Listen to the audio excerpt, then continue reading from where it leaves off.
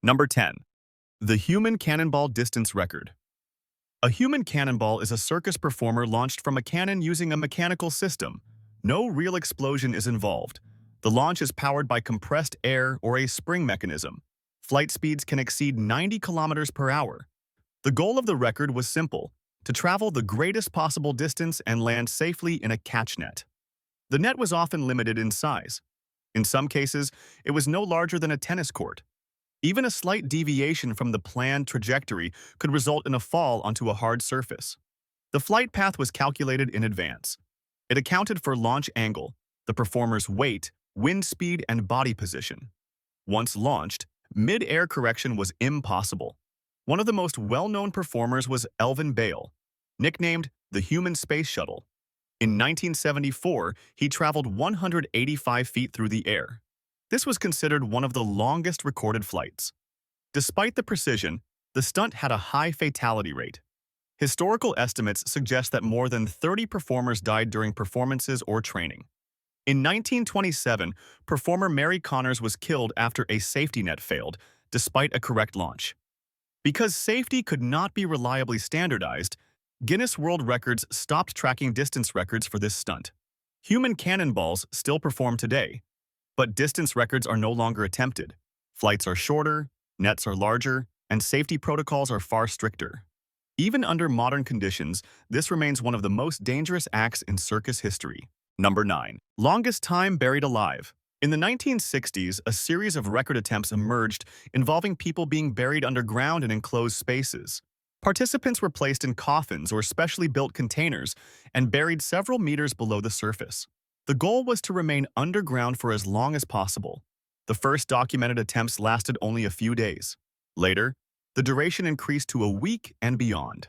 To sustain life, ventilation pipes were used, along with water and food supply, lighting, and radio communication. In 1968, Irishman Mike Meany spent 61 days underground. His container was equipped with constant ventilation, a waste removal system, electric lighting, radio access, and an emergency signal. His condition was periodically monitored from the surface. The result was recorded in record publications of that time. Afterward, other individuals attempted to repeat or surpass this achievement.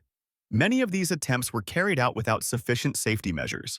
In some cases, improvised structures and unreliable ventilation systems were used. The primary risks included impaired gas exchange, carbon dioxide buildup, oxygen deficiency, and extreme psychological stress. Medical observations documented panic attacks, disorientation, hallucinations, sleep disturbances, and irregular heart rate and breathing. In many cases, experiments were forcibly terminated after only a few days. Following a series of incidents, including fatalities and severe psychological consequences, record organizations concluded that the risks could not be adequately controlled. The category was removed from official tracking. The 61-day record remains as a historical fact, but it is no longer recognized or updated by any major record institution. Number 8. Driving blindfolded. In the mid-20th century, someone decided that driving a car without seeing anything was a form of bravery. At first, it was a show. Closed tracks, carnivals, professional drivers relying only on the voice of a passenger. Then the records moved onto public roads. In 1937, Ben Carlin drove 17 miles blindfolded through downtown Philadelphia. A passenger beside him whispered instructions. Any delay in a single word, and the car could crash into a crowd. At the time, they called it control. In reality, it was blind luck. Later, it became clear that most of these attempts were never publicly recorded.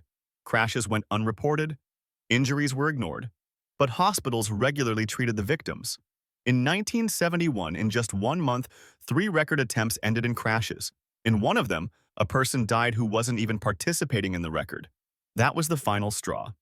Guinness acknowledged that these records were dangerous not only for the drivers, but for everyone around them, and permanently closed the category.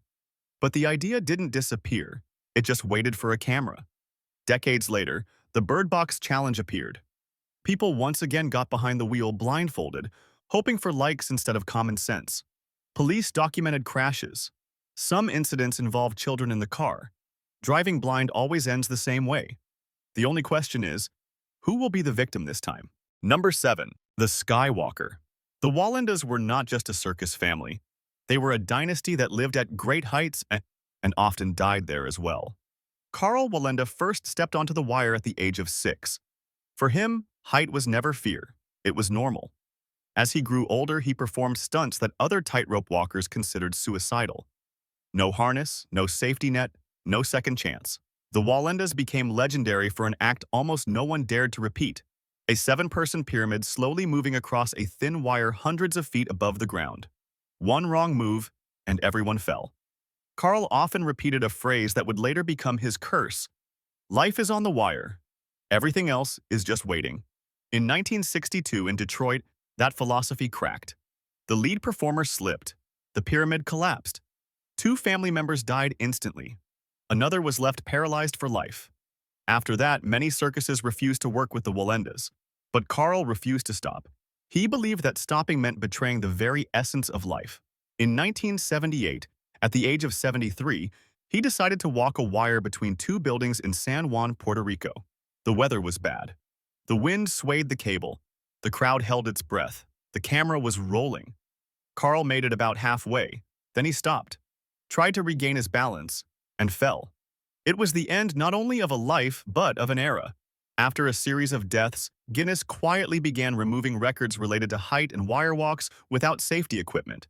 The world realized something important: these records don't inspire. They set a dangerous example. Today, most tightrope walkers use safety systems, cables, and hidden harnesses. But sometimes, someone still steps onto the wire without them, to prove they are different, and not all of them make it back. Number 6. The final meal. There was a time when Guinness tracked eating records. It looked harmless until people started dying at the table. To break a record, contestants trained like athletes. They deliberately stretched their stomachs, drinking gallons of water, eating high-volume foods, pushing the natural limits of the human body, all for a few minutes of fame. In 1983, a man attempted to set a speed eating record for hot dogs. He stuffed 14 hot dogs into his mouth at once and choked. The food expanded in his throat, completely blocking his airway. Paramedics couldn't save him. In 1989, a college student in California suffocated while trying to eat the most peanut butter sandwiches. But not all deaths were immediate. Some people died hours later, from stomach rupture, cardiac rhythm disturbances, or water intoxication. Then came the extreme chili challenges. Capsaicin burned the body so severely that in one case, it burned a hole straight through the stomach. The participant survived only after 6 major surgeries. After a series of tragedies, Guinness banned all records related to the speed and quantity of eating. But they didn't disappear. They just moved to YouTube and TikTok. And for someone, the next challenge became their final meal. Number 5. The shallow grave dive. Imagine jumping from a multi-story building into water barely deeper than a puddle. That's exactly what a discipline known as the shallow grave looked like. In the 1980s, people competed to see who could jump from the greatest height into the shallowest water. It started with 12 feet into 4 feet of water, already extremely dangerous. Then the records became even more extreme. One of the most well-known names was Professor Splash. He jumped from nearly 38 feet into water only about 30 centimeters deep and survived. At impact, the body accelerates to over 50 kilometers per hour. At that speed, water no longer behaves like a liquid. It behaves like concrete. Doctors warn that even a minimal error in the angle of entry can result in broken necks, spinal cord damage, and lifelong paralysis. Diving into shallow water is one of the most common causes of these injuries worldwide. Even if someone survives the initial impact, the bottom of the pool rushes toward the body at the speed of a moving car. Guinness stopped tracking this record in 1985. Yet people still attempt it in underground competitions and online videos. It's like Russian roulette, only instead of a bullet, it's physics. And physics never misses. Number 4. Non-stop dance marathons. During the Great Depression, dancing stopped being a celebration. It became work, and for many, the only way to survive. Dance marathons turned into a full-scale industry. Large halls, orchestras, judges, thousands of spectators. People paid small amounts of money to watch others slowly break.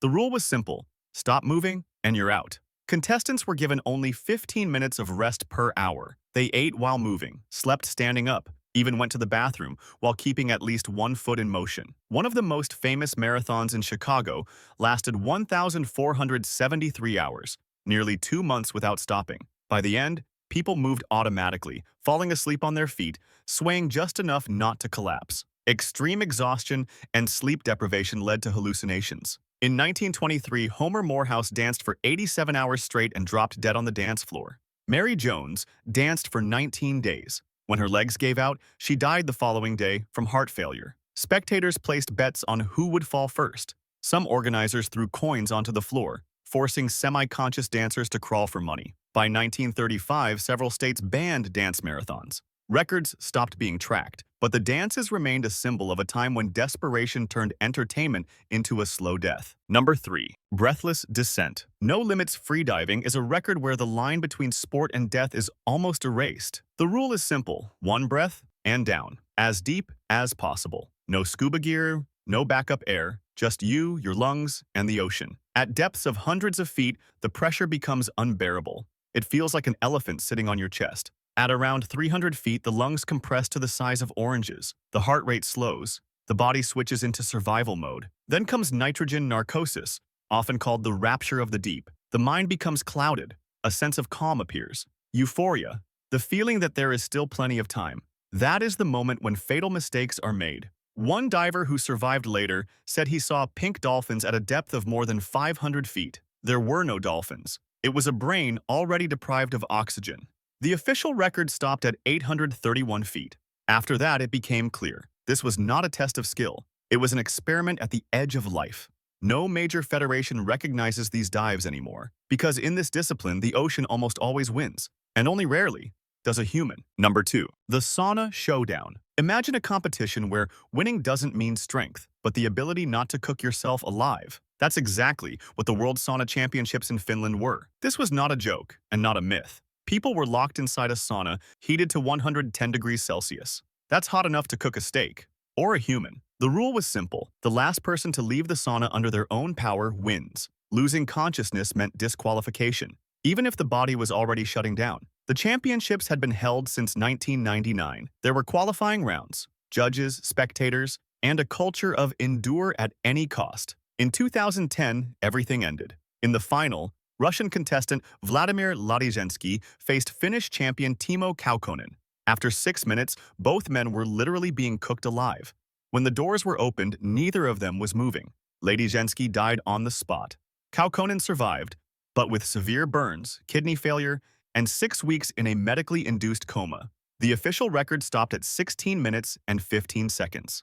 After the tragedy, Finland permanently banned the competition. It turned out that turning yourself into human soup is not the best way to prove who you are. Number 1. The Watery Grave. In 2007, a radio station in Sacramento decided to run a simple contest. Too simple. It was called Hold Your Wee for a Wee. The rules were basic. Drink as much water as possible and do not go to the bathroom. The prize was a Nintendo Wii. Among the 18 contestants was a 28-year-old mother of 3, Jennifer Strange. She wasn't playing for fame, she was playing for her kids. In just over 3 hours, she drank nearly 2 gallons of water. Every 15 minutes, another bottle. Some contestants started feeling sick. Some began vomiting. But the contest was not stopped. Jennifer finished in second place. Instead of a Wii, she received concert tickets. She went home holding her head and said, "My head hurts really bad." That same evening, she was found dead. The cause was water intoxication. When too much water is consumed too quickly, the body cannot get rid of it in time. The blood becomes diluted. Cells begin to swell. Most of the body has room to expand. The brain does not. It is trapped inside the skull. The pressure shuts down breathing. And the heart. This is known as drowning from the inside.